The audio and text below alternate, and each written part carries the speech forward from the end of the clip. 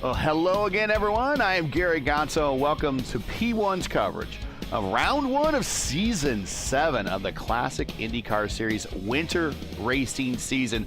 As we come to you this afternoon from Legacy Texas Motor Speedway, it is a privilege to bring this series to you. Joining me in the booth for this season, he's a 5-time winner here in the CIS. He's my broadcast partner for the Dark Horse DW12 series. He is the catalyst for all that you see here. Please welcome Andrew Wood. Andrew, welcome to the broadcast. Welcome to Texas Motor Speedway. This is Texas Motor Speedway. It's a 1.5 mile oval. It's a very, very difficult track to get everything going the way you want it to. The tires like to wear, the drivers like to seethe, and it's going to be a very interesting race today. And we are already lined up, so let's go ahead and get in today's starting lineup from Texas Motor Speedway for this. Should be pretty fast, 104-lap race. We won't be here very long. They do have a fast repair that they can use. That will be taken under consideration as we get into racing here. But let's get in today's starting lineup. As you see on your screen, the first 5 rows already. And we got Beer on the pole with 212.6. Giacometti. Now we tried to. Andrew did his best to prepare me for my bad Midwest tongue. So I believe I said that right. If I didn't, just let me know in the CIS Discord. I'll be happy to correct myself going forward. But Giacometti is second. Shoemake third is the defending series champion. Hoffman fourth. Matt Molnar is fifth. Rodriguez is sixth. Manzato and Stanley back on row 4. Garrett and Aiken. Did I say that right? You got it. I got it. I nailed it. Row 5. Moving on back, we got Simmons and Dance in row 6. McEwen and Stum in row 7. Bardacow. Did I say that right? Second time, yes. Second time. I know Nixon. That is row 8. Stadler and Bass, row 9. Bronstein and Yaman in row 10. Again, if I'm not saying Yaman right, just let me know. We're moving on to the last car, and that's actually not a starter. That's the host with the most, Robert. He'll be doing some race control from his last position here on the grid. Getting ready to go green for this short race here on this Sunday afternoon. Welcome, everyone, for being with us. Afternoon for some, and it might be evening for some of the European racers who might be trying to cheer their guys on here. That's true. One thing I'm watching here is that these cars do like to slide the rears a little bit on the starts and restarts. So hopefully everyone gets a nice getaway here, and we'll get some racing going. Green flag, green flag.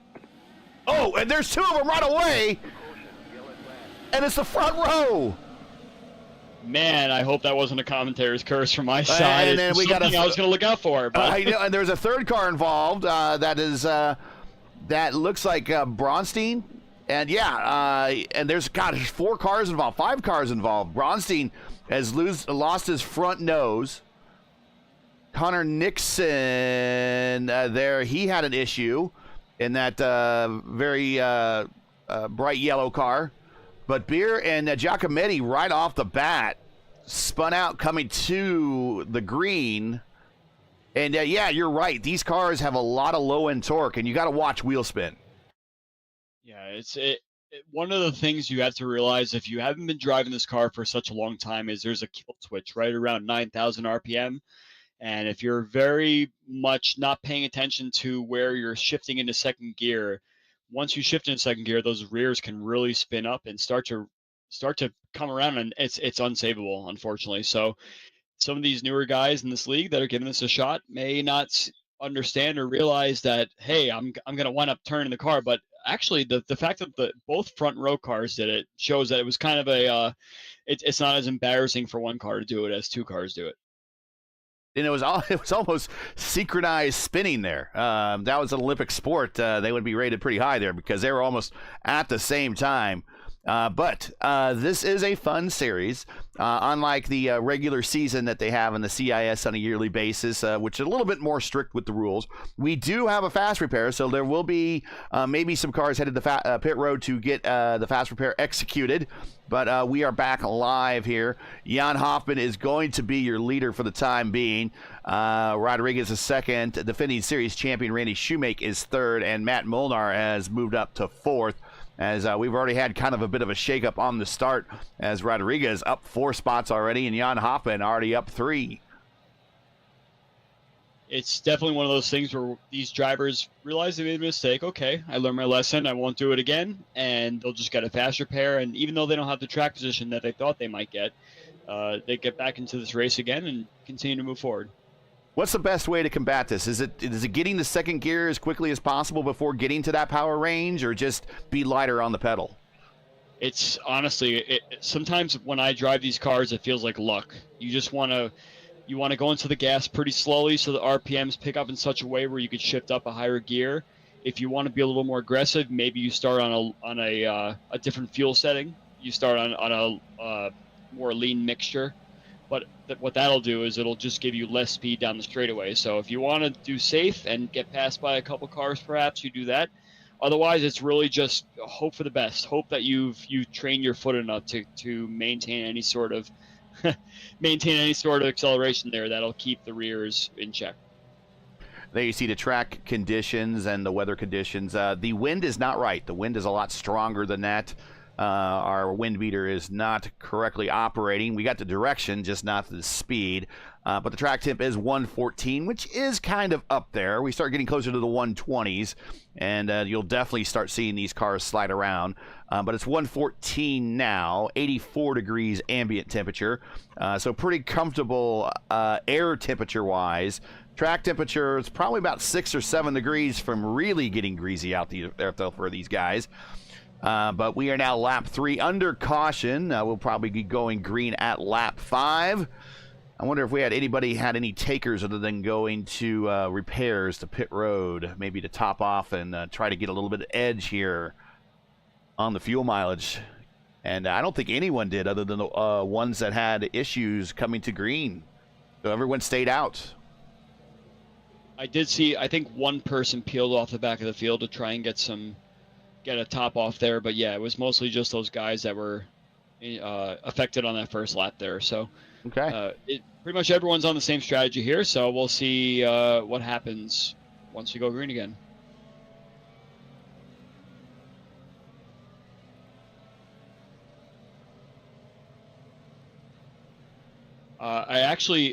I think I just heard from a couple of the drivers there's some sort of issue for a wave around. Yep, there's going to be some issue with the timing and scoring because not everyone took the green flag before it went yellow again.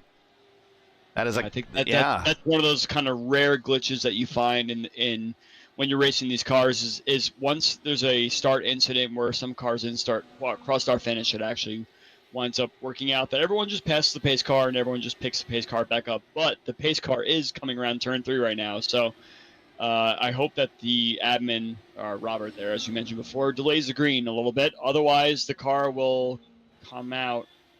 The pace car is coming down. So I think that's going to... No, they're delaying. They're going 1 lap longer. So they will get situated here.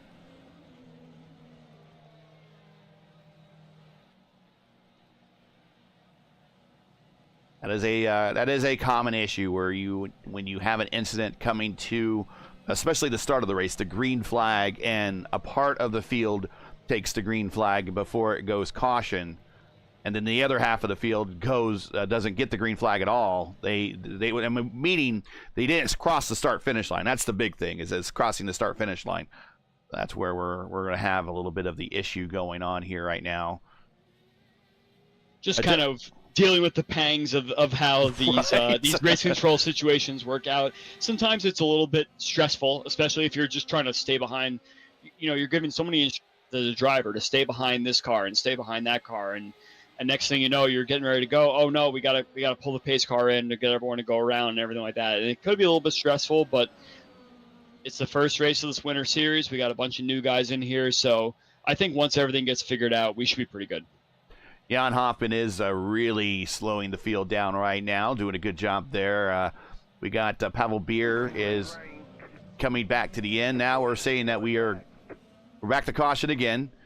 We heard the green command, but the field was not bunched up. I think we had someone that was getting waved around the pace car just to make sure they got back on the lead lap again. So that's just one of those situations where we just want to make sure everyone's kind of lined up. So I did see that when the pace car came in the first time, I think some cars were still trying to figure out what was happening. So let's just do this one more time. We'll just get the pace car back out there, get everyone lined up, and get rolling. Now might not be a good idea for someone in the back to jump in the pit lane and top off a little bit. I agree with you there. If I was sitting somewhere around the 19th place, I would do the same thing. But like I mentioned, I think at this point, everyone's just trying to figure out what's going on. So I think fuel mileage at this point is kind of the last thing on their minds. Right. But let's see what happens. As we see the pace car midway down the backstretch, picked up a couple of cars. Still need to pick up is Hoffman and Rodriguez. There they go. They're going to pick them up right now. And now we will get queued up. And I think we'll go green next time. Yeah, the pace car lights are still on right now, so I think we're going to do one quick run around start finish, and then we'll get going next time by. And it looks like the whole field is actually settled at this point. Yeah, it does look like we're in a proper order this time. Harold Stadler, he did make the turn down pit road. And he topped off and fell to the back. We show him pitting on lap 7. And on the lead lap, so he's not off. Now, Chas Bronstein, he's got a problem. He's going to come to pit road and get that looked at. I don't know if he knows that he's missing a nose. I think he would. Here's the view from his cockpit. Yeah, I think he would see it.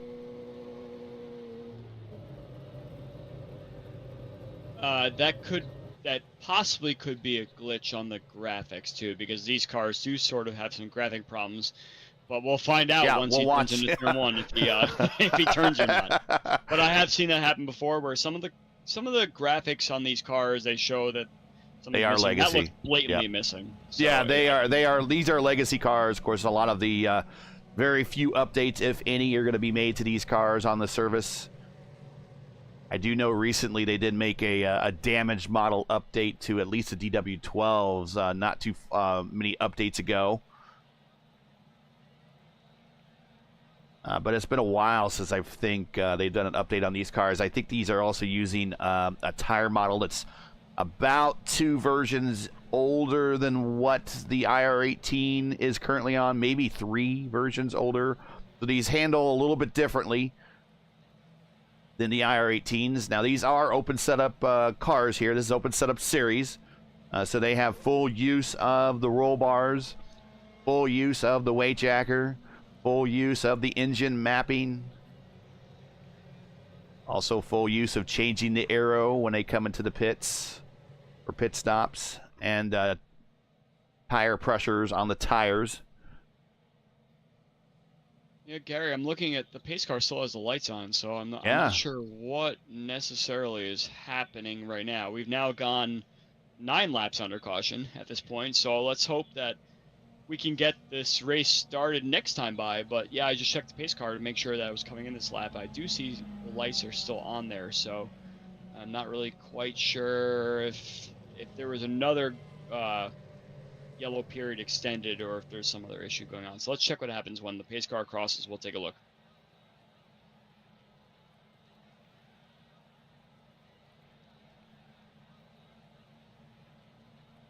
And another thing I want to mention before we get going again is that we had that wheel spin issue going on the last time around, but it seems that once the cars are up on the high side, there shouldn't be as many issues, but there could always be some eager individual who wants to try and pass someone or get a good run into turn 1. But we do see now that the pace car lights are off, so it will be green this time around. There's no one that has to catch a pace car, get away around, so we will get racing here shortly.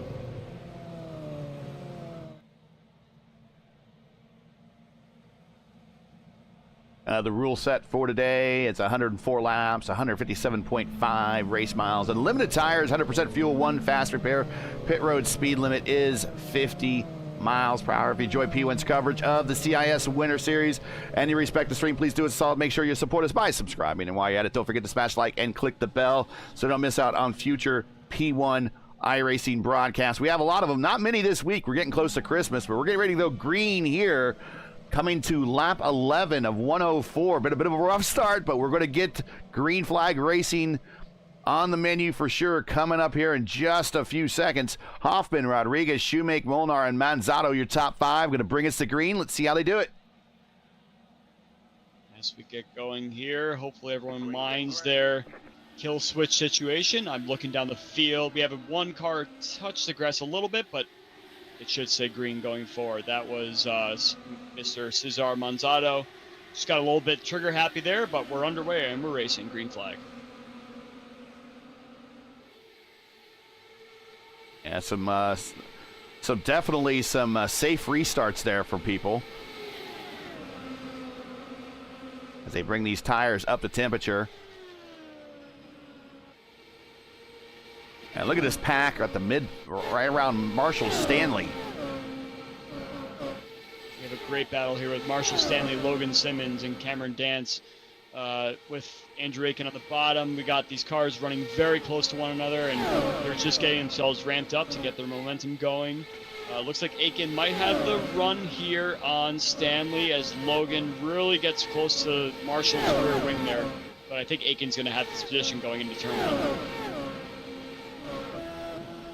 Let's ride with Cameron Dance.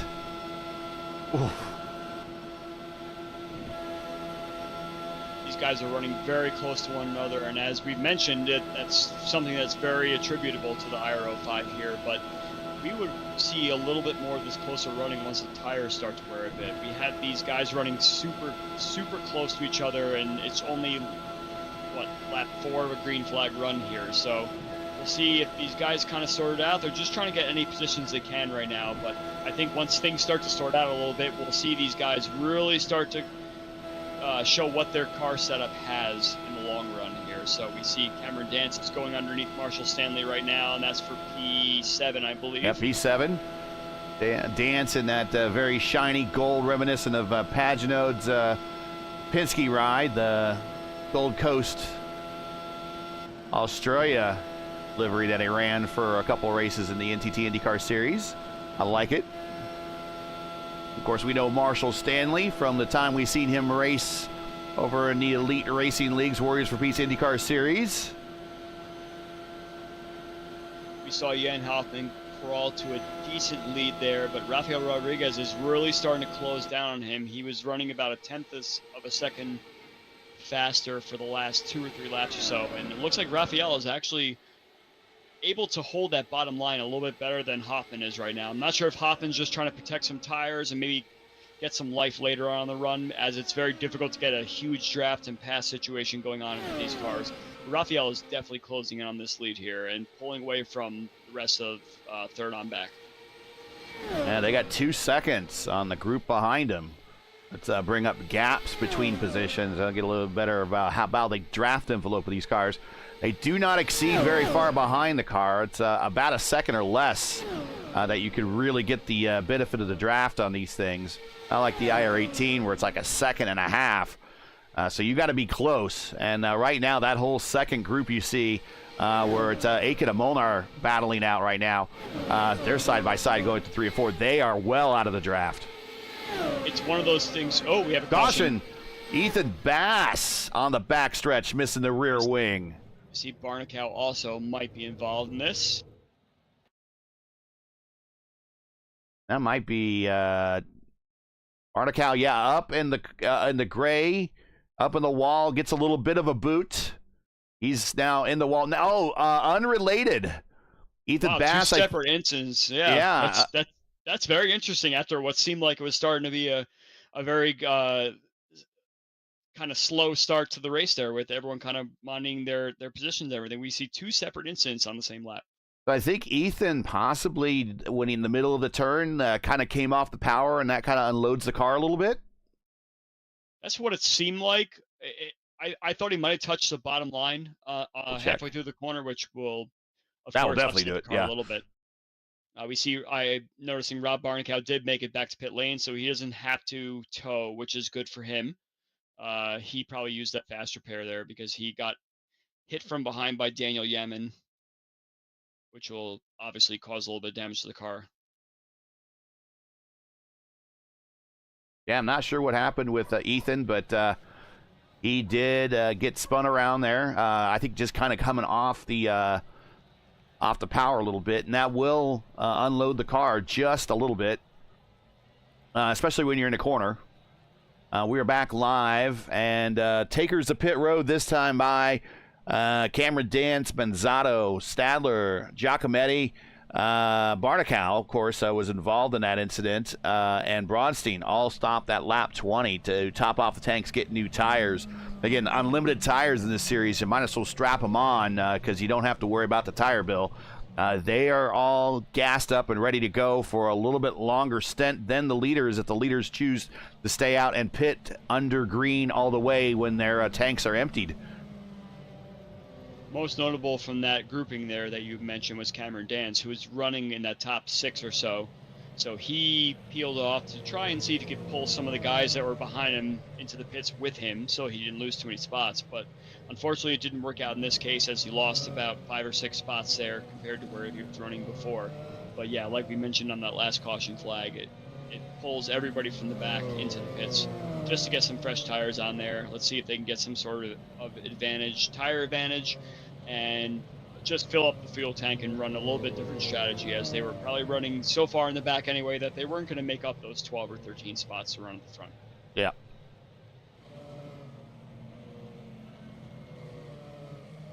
The most upset person from this would probably be Jan Hoffman, who had that 2-second lead pretty much on the field, other than Rafael Rodriguez, of course.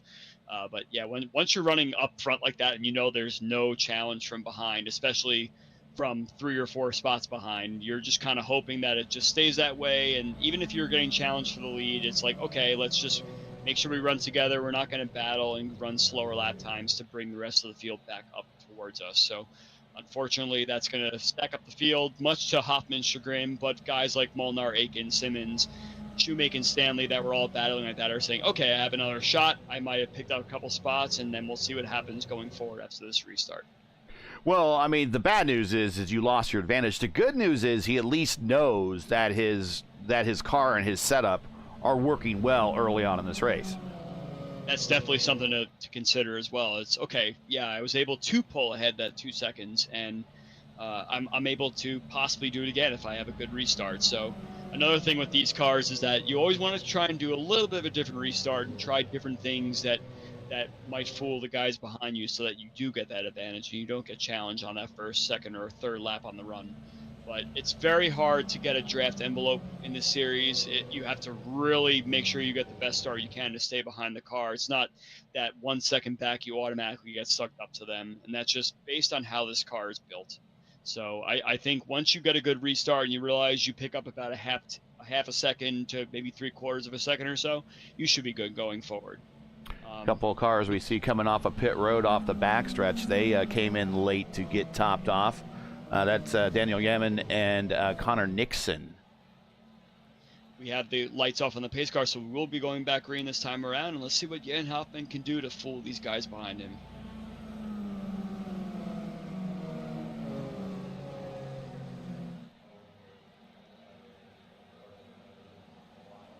Green, green, green. A little bit of a late And restart here's for another Jan, one, and we that is Aiken. And another one. Also, who got hit from behind, I believe. I was watching Stum's restart, actually. I think he got hit behind from... And we're not caution. We're not caution. The yellow flag is Oh! Oh, Aiken had another incident, it looks like. Connor Nixon. No, not who was that? Ethan Bass. Kind of came into the accident zone full speed. And watch this. And his rear wing is messed up. So I'm not sure what happened what happened to his rear wing, but he is now trying to avoid slow traffic coming back, rejoining the race course. And he just nailed. Oh my goodness. He just nails Andrew Aiken. It just geometry, awful geometry. If Aiken was going just a little bit faster, that would have been missed. I'm trying to figure out exactly how that was just a stroke of bad luck there for sure, because coming from Ethan Bass's standpoint, yeah, I exited the pits and I'm trying to catch up to the field. I'm about a half lap behind and I come down the front straightaway. I'm not expecting cars to be just kind of there. So he sees the first car of Stum, who has rejoined the track and is going very slow, and he kind of tries to pull off, and next thing you know, the car is out of control, and unfortunately Aiken was in his path as well. So that's a very freak accident. That's not something we ever see in this kind of series. So his rear wing, I think he's already executed this. Ethan's already executed the fast repair, I think. And when they do fix the rear wing, I think the crew did the best they could, but it still was very damaged. So he was riding around with a damaged rear wing, which rear downforce is pretty important around this place, despite the banking. Yeah, I do think that the rear wing is another one of those cosmetic situations that we see with this car too. So it's possible his car might have been fine, but other than that, yeah, it's just an unfortunate situation there. If he did seem to have a little bit of damage, that's one thing. But yeah, I'm very shocked by that accident. Actually, I never expected to see something like that happen, especially if just two cars made the mistake on the restart there, like we were mentioning before. It should have just been an easy rejoin, and then. What is Aiken and Bass on the backstretch? No, not Bass and who is that? We're still trying to learn names. I think that's Franz Josef Stroom. Yeah, they're kind of wheel banging a little bit on the backstretch. Not sure what's going on there. I don't know if Ethan's car just has. Let me check he might have some bad alignment. Just was having a hard time trying to steer that thing. He's bringing it into the pits now to the attention of his crew. A bit of again a rough start here under caution in lap 26 of 104. Jan Hoffman just liking it. That's just more laps. He gets the lead with a minimal effort put in. Yeah, he just hopes that. I mean, I'm sure he wants to race, but as long as the pace car is out, then he's showing that he's going to be at the front of this field. So, and if you could believe it, we are a quarter of the way through the race already, despite us not running many green laps so far.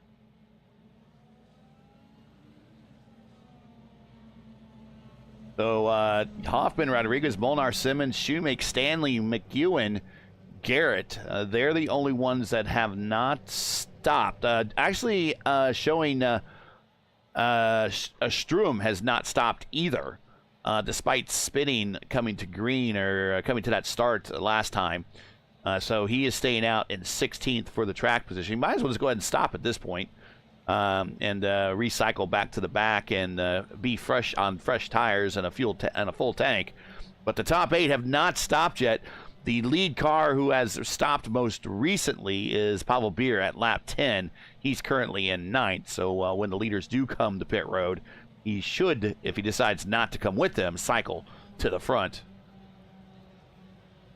Another thing I want to point out is that Cameron Dance did do that stop on that caution, and Cameron Dance is now in the top 10 again. So he's led those guys that have stopped there. I'm not sure if he picked up anything really on that very short green flag run, and otherwise just picked up some spots from some guys that had that misfortunate start there. So keep an eye on Cameron Dance in the top 10. He's on fresh tires, though he has a full tank. Let's see if he makes some moves forward.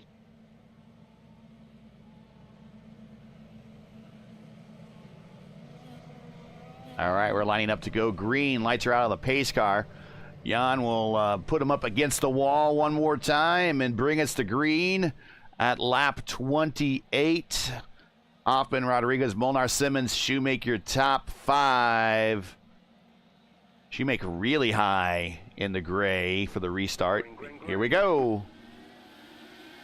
We're under green. Looks like everybody in the pack has gotten a decent start here, so I think we're going to get some green flag racing going. Oh, the GoDaddy car. Very, very close. Whoa. Yeah, it's Art McEwen that was trying to fend off Pavel Bier there, and Cameron Dance is ready to take advantage as well.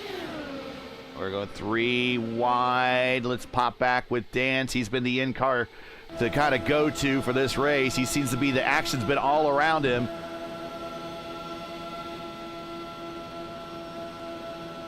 Marshall Stanley lets him go on the inside there, and that's exactly who he was running with before. So Cameron Dance is kind of netted back to where he was again, and he's got fresh tires and a full tank of fuel.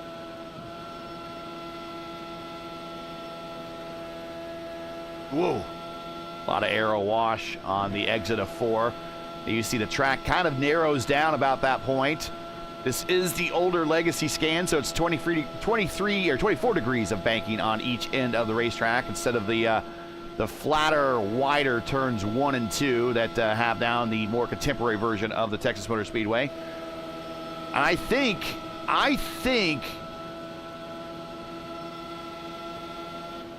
Art, is that Art in 10th? I'm no, waiting that's for you. I'm trying. Who's the GoDaddy car? That was Pavel Bier. Yes, I think Pavel Bier, he might be damaged or something.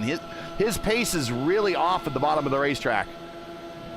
It seemed like he was just trying to get his wheels spinning there, and I think once Dance kind of came in as he comes back behind him again, I believe he was just trying to kind of figure out if his tires were warming up to the correct temperature or not here, because it looks like he's kind of got himself back going again. He's chasing down Randy Shoemake for P5 here, but Dance is really the one on the move right now. He's one with the fresh tires and the full fuel, and I think he's got a hot rod under him right now. It looks like he's really going to start to make some ground and move a couple more positions forward, as it seems like the top 3 has started to pull away again a little bit.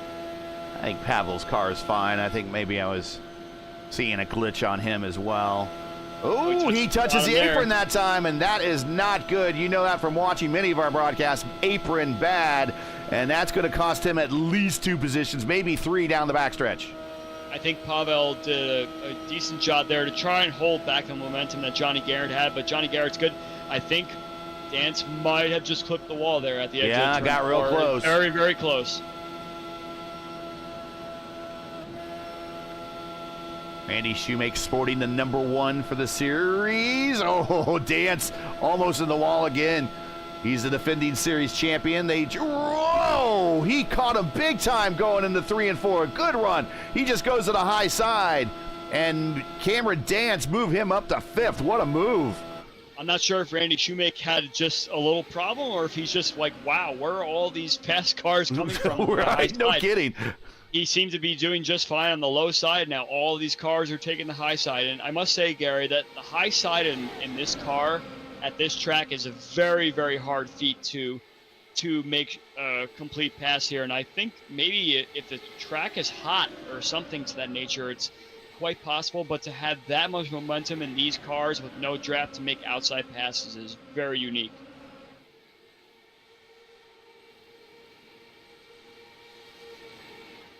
This battle right around 6 spots, 5th spot.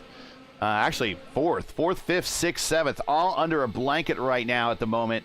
Led by Dance, Simmons, Pavel Bier, and Garrett. Marshall Stanley recovering a little bit. He is got a little bit of a gap that he needs to make up. Or actually, Randy Shoemake needs a gap that he needs to make up. But he is being joined by Art McEwen in the 40. There's a car spun on the apron down low, looks like. Yes, Barnacow. Barnacow, yeah. Yeah. He is slowly rolling the Stars and Stripes to pit road to get looked at. Marshall Stanley, Johnny Garrett side by side for a whole lap now, and it looks like Garrett has a spot, but they can't ride side by side for too long, or that group of 3 up ahead of them is going to start to pull away. Yeah. But one thing I do want to mention is that, so Dance is the lead car here. He seems to be running the highest out the exit of every corner, which you would imagine that the cars behind would be the ones pushing, but they're getting underneath him and getting the clean air underneath him. So I think Dance is running with something that's a very, very low aero setup here to get the speed back in the car, and maybe the car does not really exit the corners so well that's pushing him up the track, and these cars that are behind just have enough aero to kind of pull underneath him to find a tiny bit of clean air. Oh, we got to switch to the top three. Matt Molnar, he is worthy. He is now up to second around Rodriguez and is now setting sight and attack on Jan Hoffman. Lap 40 coming to 41 of 104 here this afternoon here for the opening round of the CIS Winter Series, Season 7. Getting very worried for Cameron Dance's line here because he exits every single corner just inches from the wall. I think I believe Pavel might have gotten the wall there. He might have got close, and that's what happens when you kind of follow in the tire tracks of the car too exactly in front of you. Sometimes they'll lead you to the wall. Yeah, we have a little bit of a switch up here now. Looks like Garrett kind of got boxed in behind Pavel there, and Marshall Stanley has picked up a spot, but Logan Simmons has now come out the victor in that battle, and they're coming up on a lap car of Chaz Bronstein here. But I believe Marshall might have a run here going to turn 3. Chaz with a, looks like a new front wing, staying low. Whoa, contact, and it's right there in the group of the leaders, and that's going to take out 3 of them. And there was netcode involved there, folks. Yeah, that was unfortunately almost to play there. I think Logan was trying to maximize his exit speed, thinking that the lap car would kind of pull behind a little bit, but unfortunately the lap car was right there on the exit, and there's nothing that Stanley could have done, nothing that Johnny Garrett could have done, and yeah, that took out a bunch of front runners there.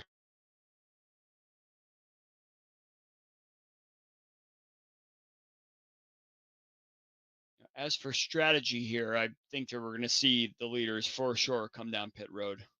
So I think kind of what we had going on here is Logan got dirty air. So here he's following basically in the tire tracks, a dance in front of him.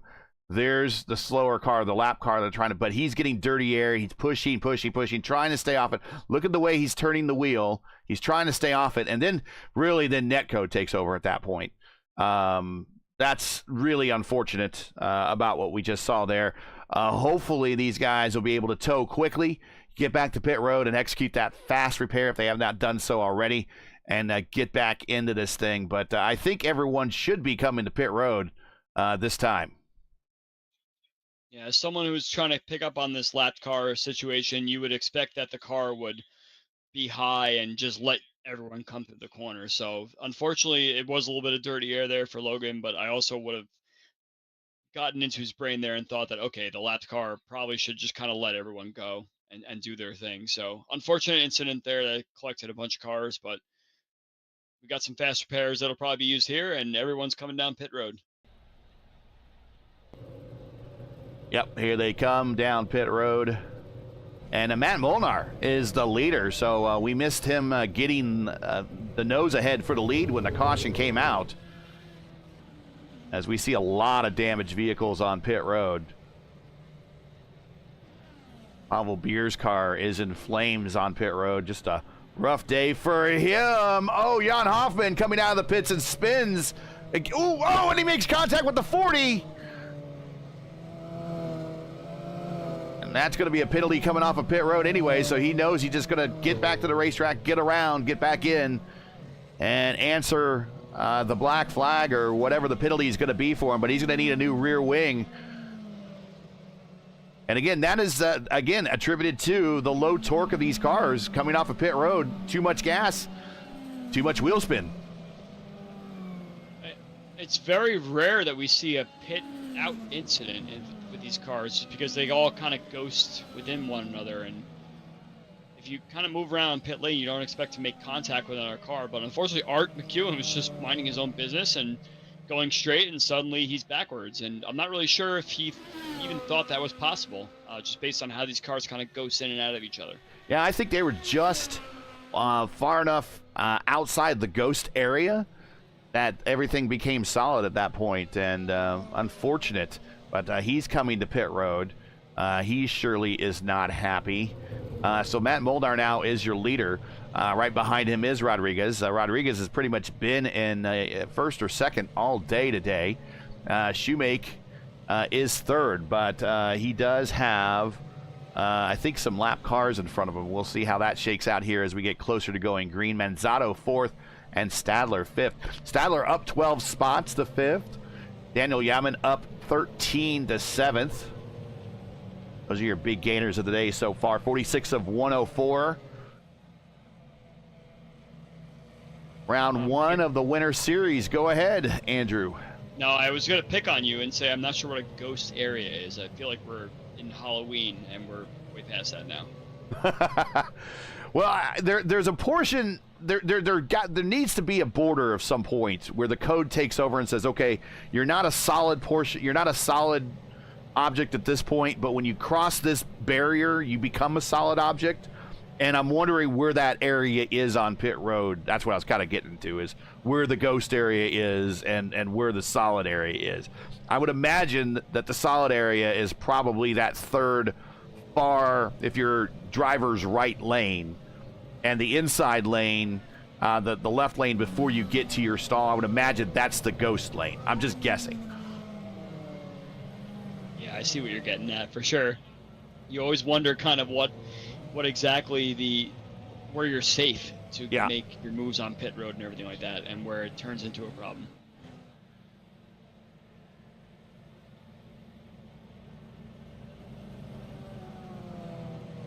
But lessons learned here for a number of drivers this race. This is round 1 of 6. Next stop for us, Legacy Silverstone in 2 weeks.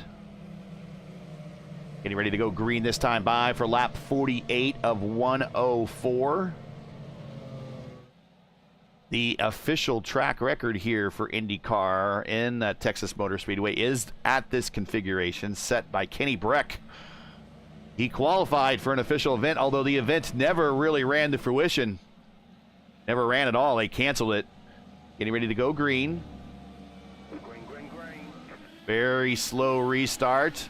Controlling the leader in the wall. Shoemake to the lead. Molnar brings the caution out. Oh. What is going on? Oh, and there's another car.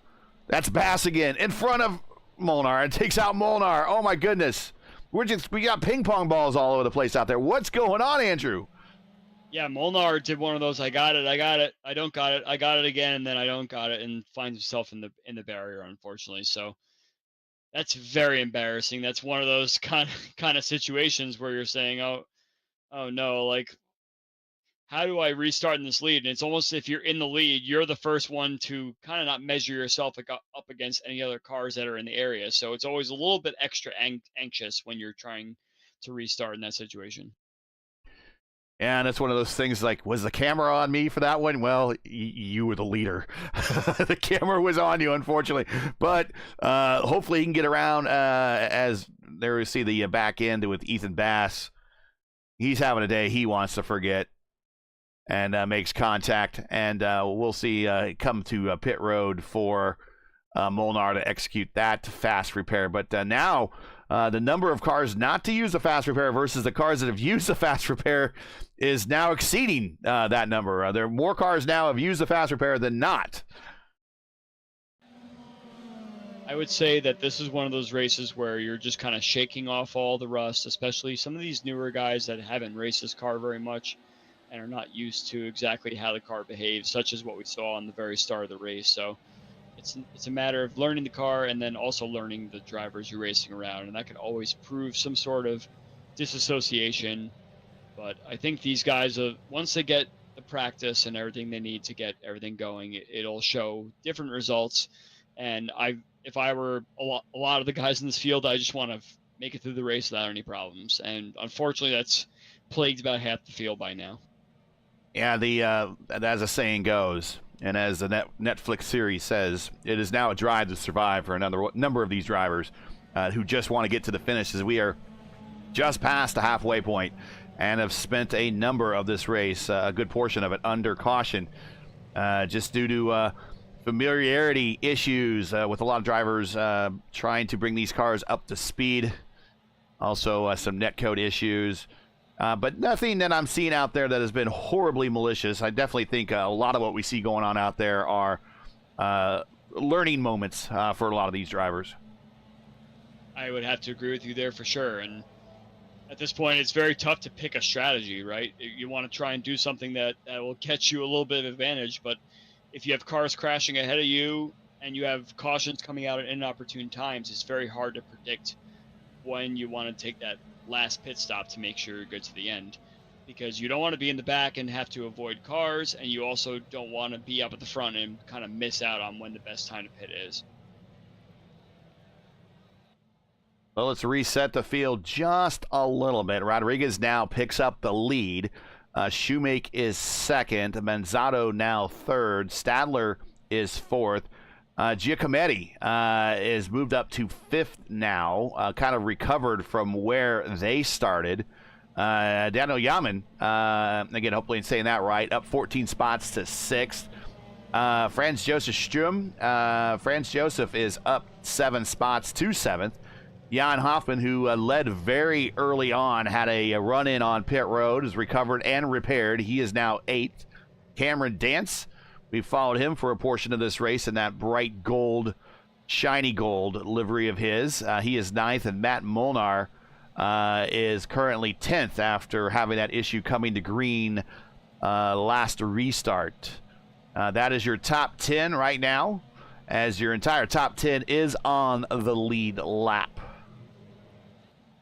Lights out on the pace car. We're going to go green next time by. Kind of hold your breath and see what happens. I have a good feeling that I think that these guys understand too. that, yeah, they have to realize what they've got to do to get a good restart here. So I think we're going to have a good restart coming up. Now, what would you do in this case if you're Raphael? If you're Rafi there, you're leading, you know that the problems have been having. You are probably subject to having one of these problems as well. You never know. We're all human. We all put our pants on one leg at a time. At least I do. Do you give the pace car a little bit more room, more time to get in front of you, and then give your chance a kind of a period of kind of getting into bringing a gradual up to speed zone before you get to that green, instead of just mashing the gas and spinning those rear wheels? I think that's exactly right. I think that's exactly what you have to do to kind of predict it. You see Raphael is a little bit more towards the middle of the racetrack, so maybe he feels like the car responds a little bit better down there than right up against the wall. This car is kind of straight now where we see it, so once we get going, I think it'll just be kind of going in a straight line, and look at that.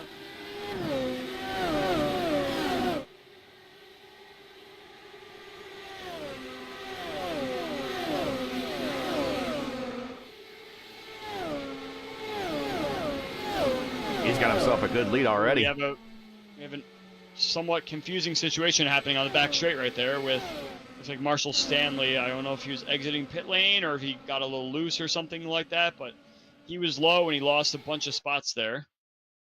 Let's see what happened. Let's see what happened to the 25. Oh, apron bad. Oh, and he got it rear-ended. So he got punted even lower than he wanted to.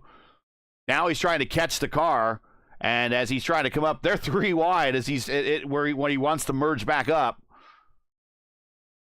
And here comes the 40 coming to pit road. I'm not sure why. I don't think Art expected to see a car down there.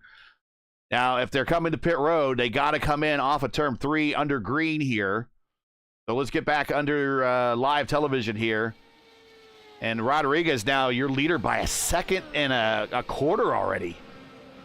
That was a great restart from Rodriguez, and I think that had to do with him just kind of flattening out right on the front straightaway there and not really getting up onto the banking where the right rear can cause some issues with the spin up of the tires. And look at him now. He's got himself to a very, very decent 1.2 second lead. Molnar showing that he has a good race setup still. He moves up to 5th now around Dance. They have a lap car in front of them. Well, that's actually Harold Stadler. Harold Stadler in 4th. So he has worked his way up to 4th, up 13 spots. Oh, and Molnar blinking. And that is distracting, certainly when you're the car behind. I'm seeing that Stadler is kind of just waiting for the moment to happen. Yeah, as we see Cameron Dance there going underneath, and we see Andrew Aiken also coming by. I believe Aiken might be a laps car, but definitely a fast-paced car in this series typically. So Stadler just kind of had his moment in the sun there to run up front, but he's going to see these guys start to pass one by one, and hopefully you could stick right in the top 10 there for a good finish here, as we're just over halfway now, right? Yep, 58 of 104. Aiken and that Dario Franchitti. I believe that's what he won his first 500 in that rain-shortened 500. That was an awful day. I mean, that was a great day for him. I was at the racetrack, though. There is no place more miserable in this worth than being at the Indianapolis Motor Speedway when you're caught in the rain. That is awful.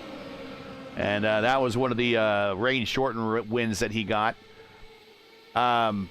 Interesting note, trivia note for Dario Franchitti. Dario has three Indy 500 wins. Neither one of them, not a single one of them, came with a green flag finish. That is pretty incredible, actually, if you really think about his success at Indy and how it was obtained and everything. Yeah. Of course, his last one was him and Sato. And Sato, him and Sato going into turn one together on the white flag lap, and him coming out of turn one by himself for that win. And, of course, that ended under caution. But, yeah, that is all his wins for three of them. And, I mean, you're still winning the Indy 500, so who cares? But all three of his wins came under caution. We're watching Aiken now trying to give way to Cameron Dance, who's in fifth. Rodriguez still your leader by 1.9 seconds, continuing to pull away. He is by far the fastest race car on the racetrack. 25.1 his average for his last 5 laps. Last 10 laps, a 30.7. Again, a tenth faster than just about everybody else at the moment. I'm very concerned about Cameron Dance's line here. I've been watching him for several laps now, and I just watch his car at the exit of every turn 2 and every turn 4. That car just winds up super, super close to the wall. And if he's not pedaling it in a certain way, that car is just dangerously close to disaster. So, yes, Raphael is the fastest car on the circuit as we think right now, but I think Dance has quite a hot run underneath him, and if he gets clear of traffic, then we're going to see a whole different style of racing. Molnar I think Dance has to make it without hitting the barrier. Yeah, I think he's just unwinding and unwinding and unwinding to keep that car. He's just not strumming off all that speed, kind of the Andretti line, where you're just unwinding and unwinding and unwinding until you get as close to that wall as you humanly can before wrecking the car. Molnar now up to second, Shoemake back to third, Dance up to fourth, Manzato back to fifth. Those are the changes in your top 5 over the last couple laps. Jan Hoffman now sixth, Stadler back to seventh, Yaman eighth, Giacometti is ninth, and Sturm in 10th.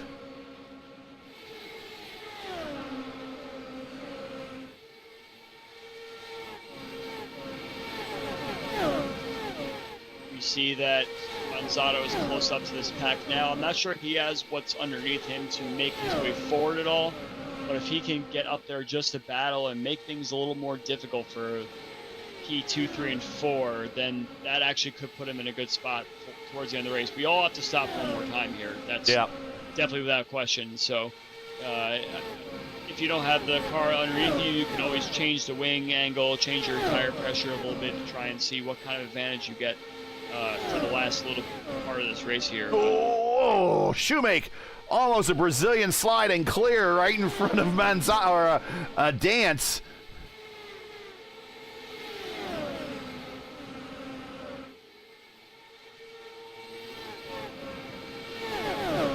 Dance clears Molnar here. He's going to go for a beeline right to the lead towards Rodriguez up ahead.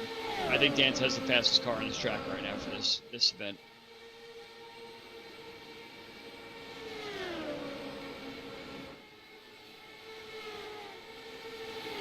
And we're watching this group of 4 cars, but 3 on the lead lap. Aiken in the 27, and that Franchitti throwback. He is currently 2 laps down, back in 12th. Here's Dance to the inside of Molnar, looking for second spot. Normally when you get to the bottom in Indy cars here, you get that pass, but Not with these cars. The high side's going to have a lot of momentum. It's going to help you maintain your pace. And Dance is just about clear, but not going down the backstretch. I think it might. It's just about complete here. We got very, very close. Got to be careful of the net code kicking in at that point. Look at this group behind, led by Hoffman. Actually led by Manzato. Couple teammates in that group in line, trying to fight their way through.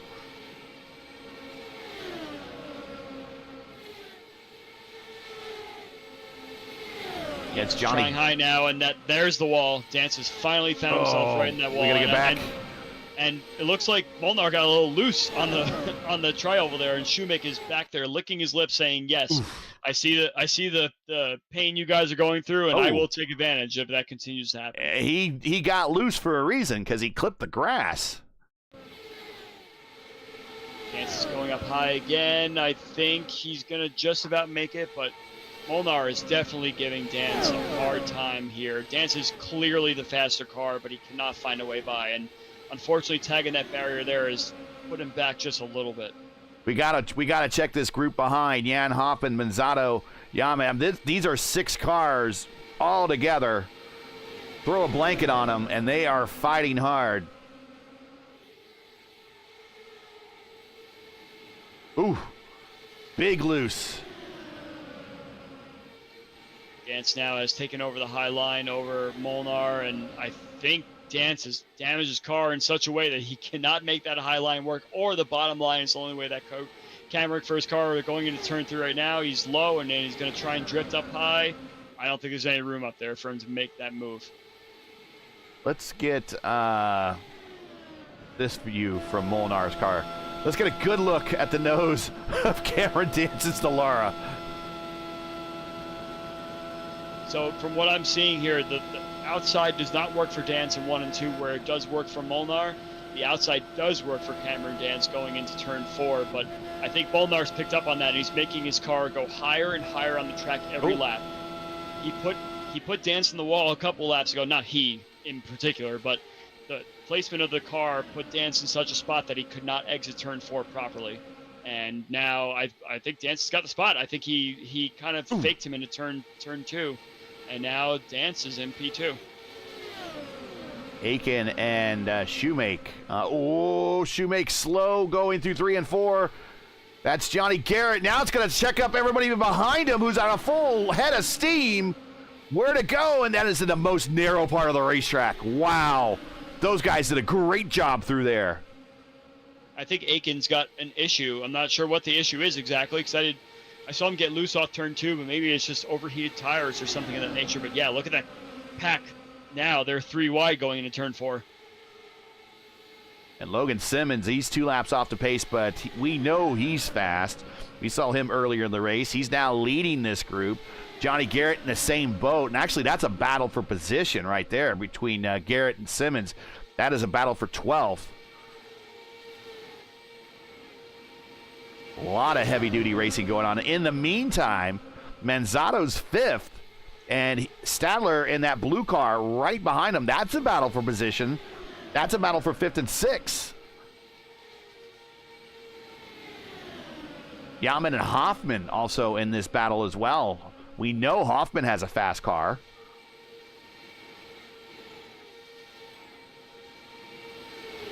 Across the line now, we'll have 25 laps after this race, and Dance is about a tenth of a second a lap faster than he is. Rodriguez up front. So actually took 3/10 out of him that lap. So Dance is making his way forward, and he's charging his way up to a lead battle here. But don't count Molnar out of this. He is being dragged up towards the front with Cameron Dance. So you can only imagine that Dance is saying, hey, if you just let me by a little bit ago, we all could have been battling for the lead instead of battling me for so long.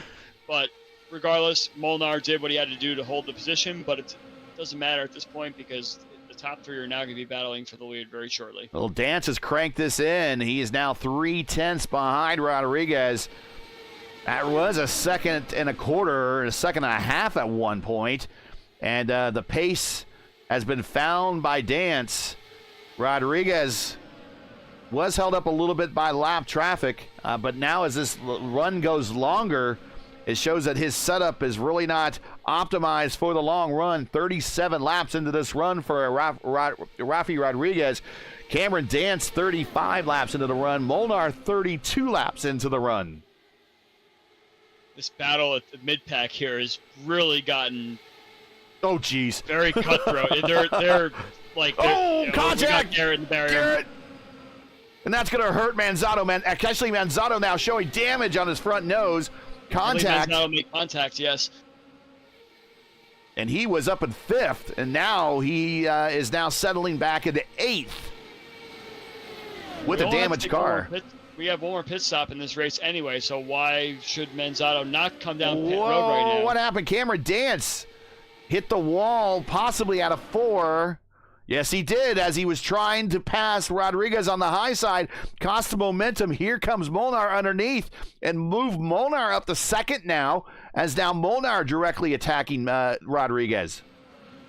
Yeah, I think Dance did that high move into turn 4, I would imagine, is what happened there, thinking he had the run. But I think that the tires are really starting to wear out now on that car, and he probably didn't predict that the car would just kind of give up right at the exit of turn 4 there. And Molnar is doing the same thing, and Molnar's contact now had contact as well.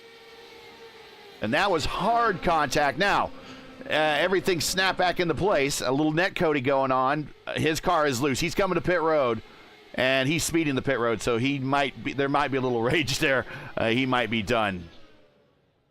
Yeah, he's just going to pull in and punch out there probably. Yeah. It's all really, really getting a little bit too exciting here, Gary. We've had so much side-by-side action, a lot of wall contact, a lot of car contact, a lot of issues here. This is definitely one of those getting to know you kind of races that these guys have been out of the car for a little bit, and they're really trying to push the limits to see how much they remember and how much their car can take.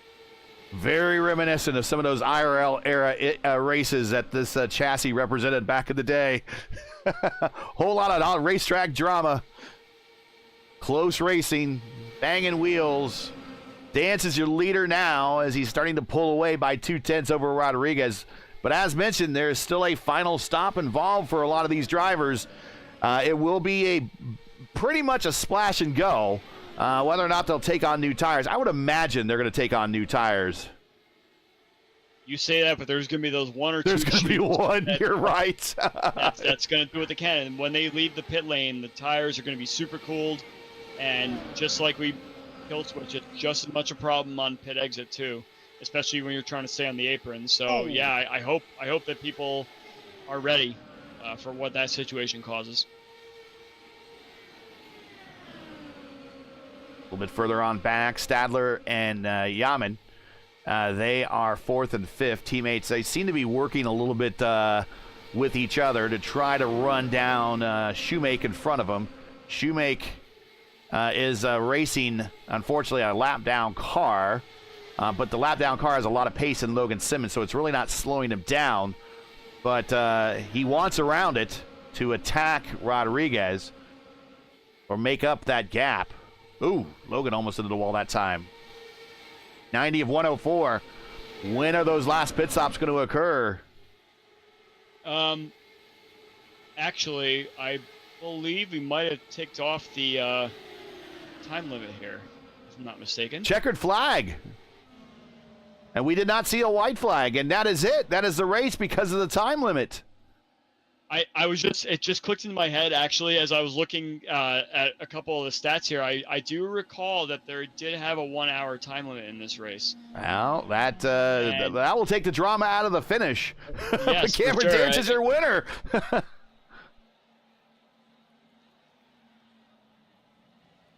Yes, we should have mentioned something, especially with those early cautions, that we might run into the time limit situation, but unfortunately, I had just noticed it right as the checker flag came out. I was like, oh, that's right, there is a time limit here. So it has been a long time since we've had a race on the network that actually has reached the time limit. Well, let's just say that new season, new broadcast, new racers, new time limit that we have to keep in mind for the future. True. It's a learning experience for all. Camera Dan's doing his victory donuts. But let's get in the final as we finished just a few laps short of the completed distance, 91 out of the scheduled 104. And let's get in today's final standings.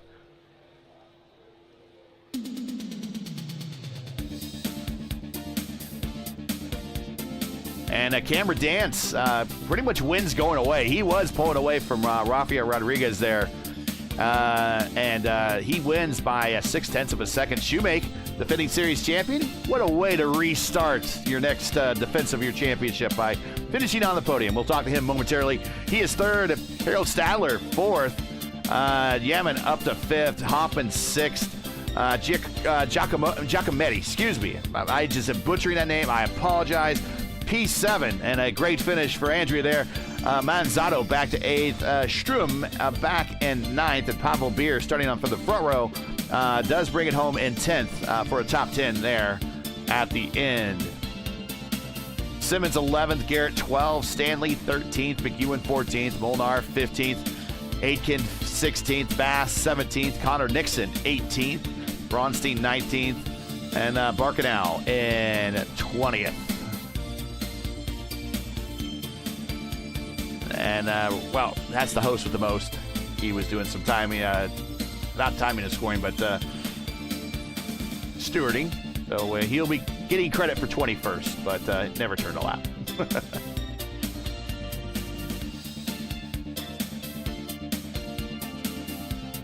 All right, let's queue up some replays here and get on into this thing. And we'll bring up Randy Shoemake into the booth here just momentarily.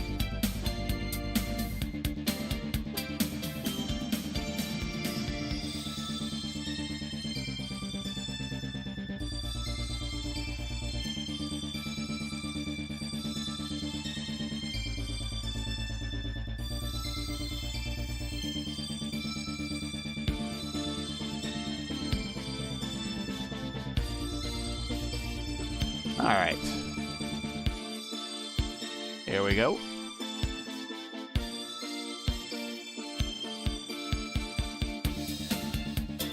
All right, let's take a look in the booth here and bring up our first driver and get their impressions of kind of how this race went. Sure, they got some opinions out there.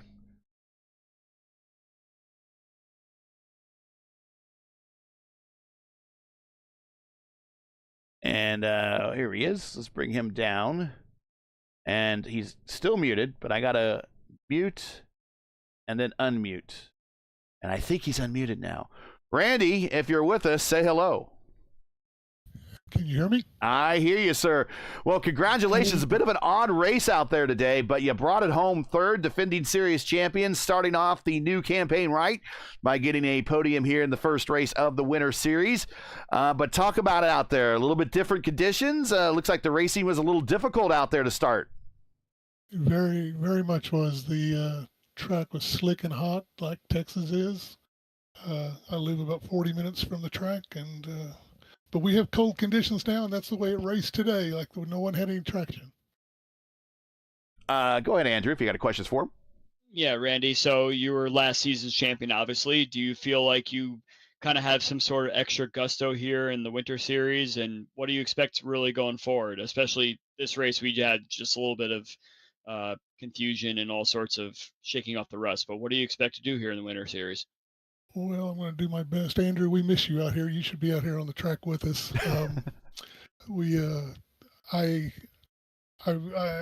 Cameron deserved to win last year's championship. He had to work. It was unfortunate, and I just got in to the championship, by his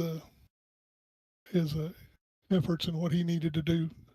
But glad to be here. I hadn't planned on racing the Winter Series, but when Robert said I was a defending champion, I thought I'd give it a try. Today was the first day I got to come out and practice, so I'm thankful for that. And I'm just going to do the very best I can. There are a lot of people faster. You could see that cars were faster than me. I just was fortunate to be in the right place at the right time. Well, some folks will say they'd rather be lucky than good any day, but it looks like for you, a little bit of luck and also being good piloted you up to third spot. Actually, I believe you're going to get credit for actually leading a lap as well, so that's going to help with the championship. Any shout-outs, friends, family, sponsors you want to say hi to before we let you go? Very definitely. I want to say hello to my wife, whose birthday is tomorrow. Happy birthday. Thank you. She says we're not having any birthdays, but she deserves it. She does everything for me. I've had a lot of medical issues right now, and she's taken great care of me. Tony Lamberti's a friend that I've mentioned on our races for several years, and I just always lift him up and ask for God to heal him. I thank you all for broadcasting. It's great to have the Winter Series broadcast, and it gives us more exposure. And you all do a really great job, and we look forward to continuing with you the rest of the season. Well, good to have you here. Good to have the defending champ as a part of the series to defend that title. And even though it's a different car, definitely showing your versatility by going from the Lotus 79 and then taking it out to the IR05 and doing so well here at a very difficult race today where we saw the conditions. Everybody was impacted. Congrats on the P3. A good way to start the campaign, and we will catch you at Silverstone here in about 2 weeks. Thank you very much, Gary. Have a great day. Yeah. Randy. All right, and also now with us is Rafael Rodriguez, and we will unmute him. And there he is. And if he can hear us, no, he's still muted. And now he's unmuted. There he is. Rafi, talk about your race, sir. You got a chance to lead a lot of it, but towards the end there, and certainly the time limit snuck up on all of us, present company included. Did you know that there was going to be a time limit race, and were you just trying to make it to the end, or that was all the car had really for you? No, well, thanks everyone for watching the race and racing with us. And well, it was tough. I was not even expecting to race today, so it was a great result. This car was hard on the restarts, on first gear, making the wheels not spin that much. So it was really hard to find the right point on the restarts.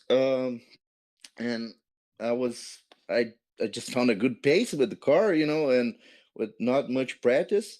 So I was really thinking I could have won this race, but I saw Cameron coming fast, and also Matt. I would like to apologize, Matt, for we had a little touch at the end, and my tires were pretty bad, so it was hard to do the turn 3 and 4. I was struggling a little bit, but yeah, I'm pretty happy. I hope my Brazilian fellas are watching the race, and giving a big cheer for them as well. You got it. Andrew, any questions for him? Yeah, Rafael. So did you find yourself dealing with a lot of like a difference between the clean air and the dirty air, especially from the beginning of the race to the end of the race, where you were running up front kind of mostly in clean air? And how bad was the aero wash when you were running in the middle of the pack there compared to how it was up front? It wasn't much different, to be honest. I was trying to balance that on the weight check. So I found a good balance, and I was pretty much using the same weight jack on even with clean and dirt air. So it was not big difference for on this track today. So it was like pretty much the same setup, like leading or running behind someone. So it was just about to fix that a little bit, lift on the throttle, so the car could stick in the track. And I was pretty much handling the throttle was the most difficult part of the race for me. Besides that, talk about how you did. What adjustments did you have to make to on these restarts to prevent the wheel spin? Was it getting to second gear sooner than normal, or was it bringing the car up to speed gradually and more of a straight line and trying to prevent the wheel spin that we've been seeing people kind of impacting them? It was I thought about it to put like a second gear, but I thought I was going to lose a lot of time on the restart. So I just tried my lucky. I said, no, let's kind of find them like in between, because so I was just graduating on first gear until I reached the speed and second and so forth. Um, but yeah, all the restarts were in first gear and trying to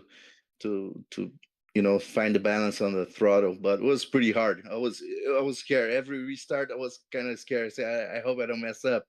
So like it was Because you know the camera's on you too. right, yeah. And I saw the other guys, like I got lucky on a few restarts, then I could put a little gap from whoever was behind me, and but that was kind of lucky, like I just found a good balance on that, and but it was hard. But it was all the restarts in first gear, and I was even thinking about to change the fuel, the engine, adjustment, like to put like a 6 or 7, For a so road it course, can go yeah. yeah, it can go like smooth.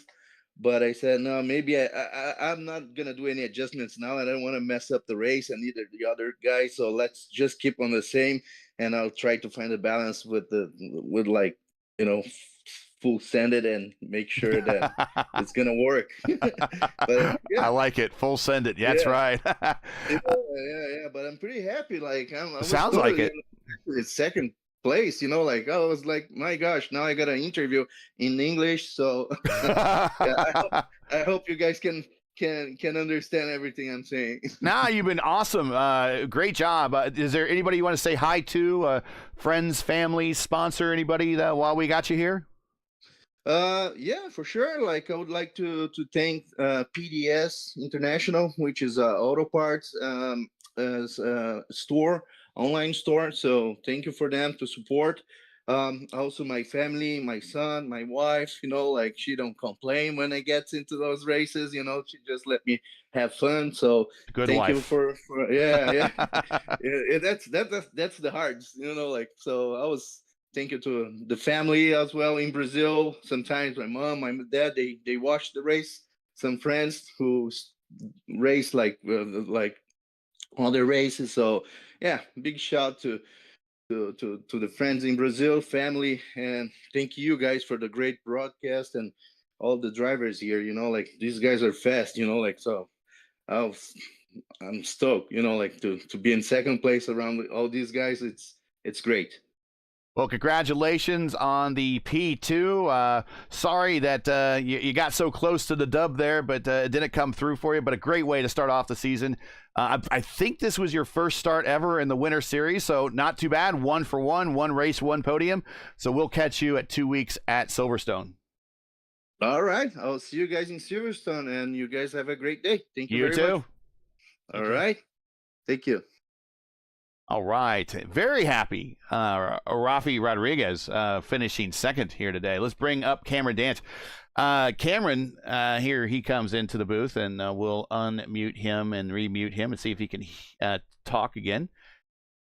And he shows unmuted. Cameron, welcome to the booth. Congratulations. We followed you for much of this race. We kind of saw your pace and kind of followed you through a couple in-car sessions.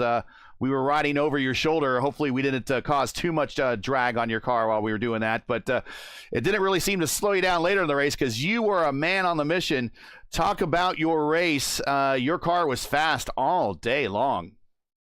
Yeah, I mean, qualifying didn't quite go to plan. Our car was a bit too loose in some regard, but no, the car was absolutely a missile late in that race, especially like having known how the car reacted and everything from the previous time out we came here, not last year, the year before. I knew we were going to be pretty quick, and obviously the car was really, really good. It was probably a little bit tight in 3 and 4, but like to be honest, like we were just a missile on wheels, just about like just setting up moves and just getting it done and moving it forward. And obviously, I knew that once the tire wear started to come into it with the fact there was a differential between pit strategies, it was going to be interesting to see what happened. But yeah, no, it was just setting up runs and making sure we weren't getting held up was the main thing, really.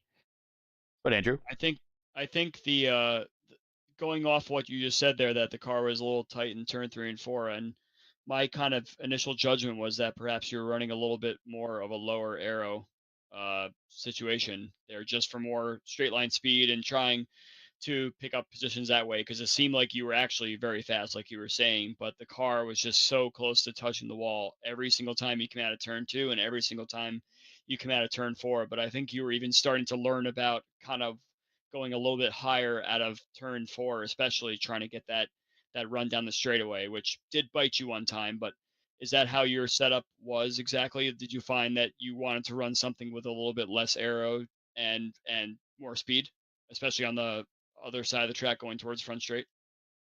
Yeah, I mean, based on the way that like we were catching people and the way that we were running up against people and earlier in the race, the aero that we had was seemingly about right. So it was probably a little bit too less for 3 and 4, but like 1 and 2 it was like absolutely mint. So the car did everything it needed to, and 1 and 2 was just that 3 and 4 problem. So it was just threw some weight jacker and it managed to work. But yeah, it was very, very interesting to see the sort of differentials in aero as well, and seeing like what people did as far as line. Like that high line in 3 or 4 really came into its own late in that race and made it an interesting way to pass, because usually it's you have to get a run on the outside and then throw it down to the inside to get it past them. But no, that outside line really did make a difference later on in the race and make it able to be sort of a 2-lane racetrack to some extent.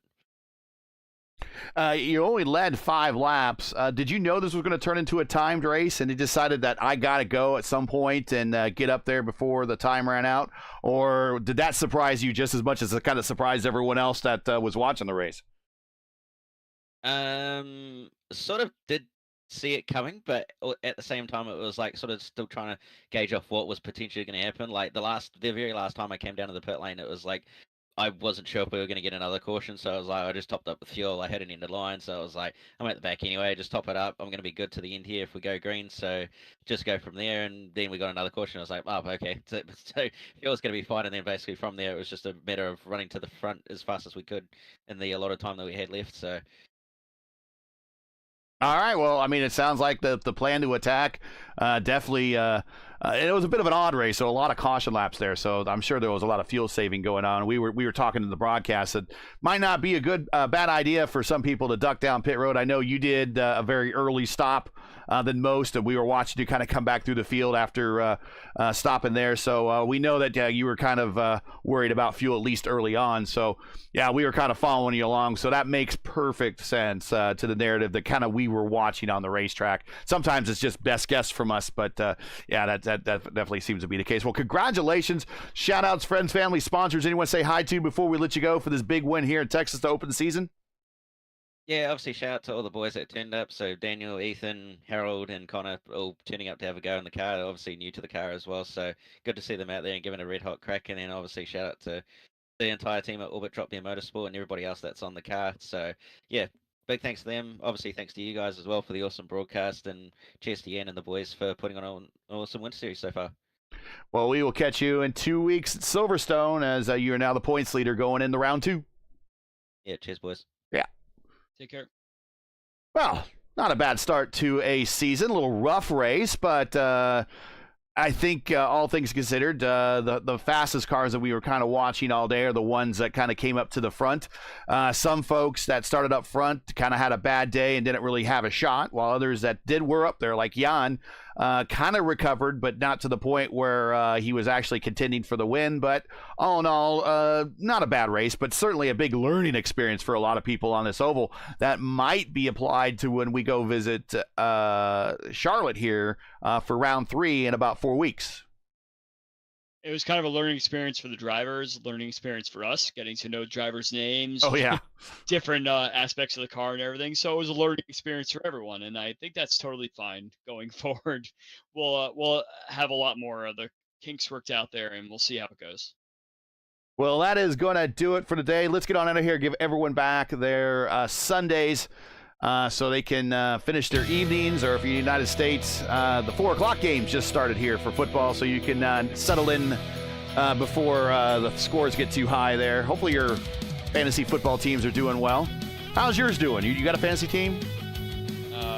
We're not going to talk about it. It's not going well this year. He's a better expert on racing than he is on football.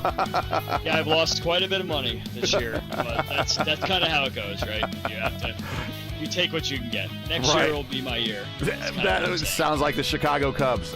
Every year is my next year. Absolutely.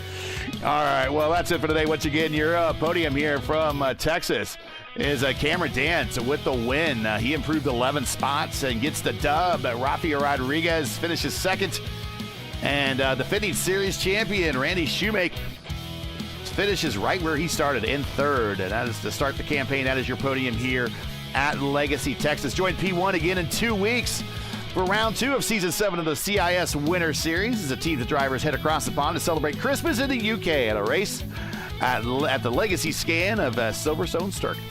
Coverage begins around 3 p.m. Eastern time. Again, that's 3:00 p.m. Eastern. Remember, it's an all-new league, all-new season, all-new time for the channel. So as always, for the correct broadcast time in your area, you can find everything right here at YouTube at youtube.com/@P1 Broadcasting. Now, as you know, the YouTube algorithm game's not an easy one, so please help support P1 with the weekly grind.